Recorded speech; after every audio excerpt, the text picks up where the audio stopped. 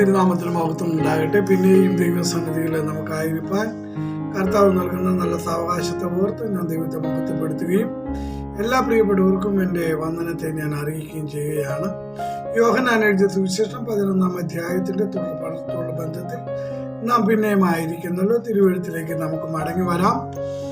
യോഹന്നാൻ എഴുതിയ സുവിശേഷം 11-ാം അധ്യായത്തിൻ്റെ 4-ാം വാക്യം വായിക്കുമ്പോൾ ഇങ്ങനെ നമുക്ക് വായിപ്പാനായിട്ട് കഴിയുന്ന കർത്താവ് ഇപ്രകാരമാണ് പറയുന്നത്. യേശു അത് കേട്ടിട്ട്, ഈ ദീന മരണത്തിനായിട്ടല്ല, ദൈവപുത്രൻ മഹത്വപ്പെടേണ്ടതിന് ദൈവത്തിന്റെ മഹത്വത്തിനായിട്ട് അത്രേ എന്ന് പറഞ്ഞു. പ്രിയപ്പെട്ടവരെ, നമ്മുടെ ജീവിതത്തിൽ സംഭവിക്കുന്ന ഓരോ കാര്യത്തിനും, അല്ലെങ്കിൽ ദൈവത്തെ സ്നേഹിക്കുന്ന ദൈവജനത്തിന് സംഭവിക്കുന്ന ഓരോ കാര്യങ്ങളുടെയും പിന്നിൽ ദൈവത്തിന് വ്യക്തമായ ചില ഉദ്ദേശങ്ങളുണ്ട്. നമ്മിലൂടെ ദൈവനാമം മഹത്വമെടുക്കണം. കർത്താവിന് മഹത്വം കരയേറ്റുവാൻ നമ്മെ പ്രയോജനപ്പെടുത്തുന്ന ഒരു നല്ല സന്ദർഭങ്ങളാണ് നമുക്കുണ്ടാകുന്ന പരിശോധനകൾ എന്നുള്ളത് നാം മറന്നു പോകരുത്. നാം പ്രാർത്ഥിക്കുന്ന ഒരു വിഷയത്തിൽ രണ്ടുപേർ ഐക്യമത്യപ്പെട്ടാൽ പുത്രനെ മഹത്വപ്പെടുത്തേണ്ടതിന് പിതാവ് അത് നൽകും എന്ന തിരുവെഴുത്ത് നമുക്ക് സുപരിചിതമായ വാക്കുകളാണ്. ഇവിടെ മാർത്തയും മറിയയും ഒരുമിച്ച് ഐക്യമത്യപ്പെട്ട് ഒരു വിഷയം കർത്താവിനെ അറിയിക്കുകയാണ്. എന്താണ് വിഷയം?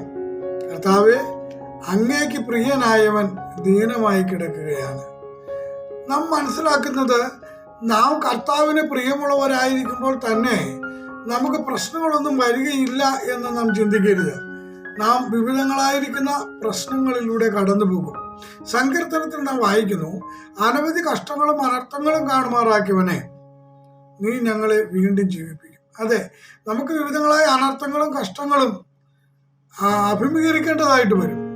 എന്നാൽ ആ പ്രതിസന്ധികളിൽ നിന്ന്, ആ പ്രശ്നങ്ങളിൽ നിന്ന് വിടുതൽ തരുവാൻ കഴിയുന്ന ഒരു നല്ല ദൈവമാണ് നമുക്കുള്ളത് എന്നുള്ളത് നാം മറന്നു പോകരുത്.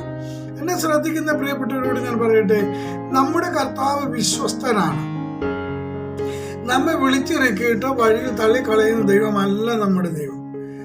പല മേഖലകളിലായിരുന്ന നമ്മെ സാമുദായിക കെട്ടുപാടുകളിലും ഹൈന്ദവ മണ്ഡലങ്ങളിലും മറ്റു വിവിധ മേഖലകളിൽ ദൈവമല്ലാത്തതിനെ ആരാധിച്ച് ജീവിച്ചിരുന്നൊരു കാലം നമുക്കുണ്ട്.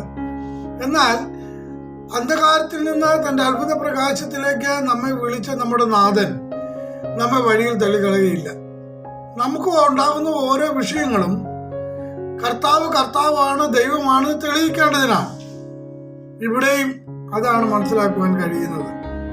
വേദനയോടെ തന്റെ സഹോദരന്റെ വിഷയം മാർത്തയും മറിയയും കർത്താവിനെ അറിയിച്ചുവെങ്കിലും കർത്താവ് പറയുകയാണ്, സംഭവ സ്ഥലത്ത് കർത്താവില്ല, ദൂരത്തായിരിക്കുന്ന കർത്താവ് പറയുകയാണ്, ഈ ദീനം മരണത്തിനായിട്ടല്ല, പിന്നെയോ ദൈവപുത്രൻ മഹത്വപ്പെടേണ്ടതിന് ദൈവത്തിന്റെ മഹത്വത്തിനാണ്.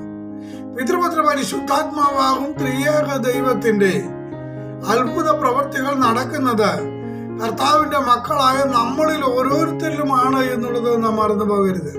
അതുകൊണ്ട് എൻ്റെ ശബ്ദം കേൾക്കുന്ന പ്രിയപ്പെട്ടവർ മനസ്സിലാക്കണം, നമുക്കുണ്ടാകുന്ന വിഷയങ്ങളുടെ മുമ്പിൽ നാം മറ്റാരെയുമല്ല ആശ്രയിക്കേണ്ടത്, പിന്നെയോ നമ്മെ വിടുവിച്ച് നിത്യരാജ്യത്തിന് അവകാശിയാക്കി ഈ ഭൂമിയുടെ പരപ്പിൽ നിലനിർത്തിയിരിക്കുന്ന കർത്താവിനോട് തന്നെ നാം വിവരങ്ങൾ പറയേണ്ടതാണ്. നിശ്ചയമായും കർത്താവ് വിവരങ്ങൾ കേട്ട് നമുക്ക് വേണ്ടി പ്രവർത്തിക്കുമെന്ന് ഈ തിരുവെഴുത്തിലൂടെ നല്ലവണ്ണം വിശ്വസിക്കുക.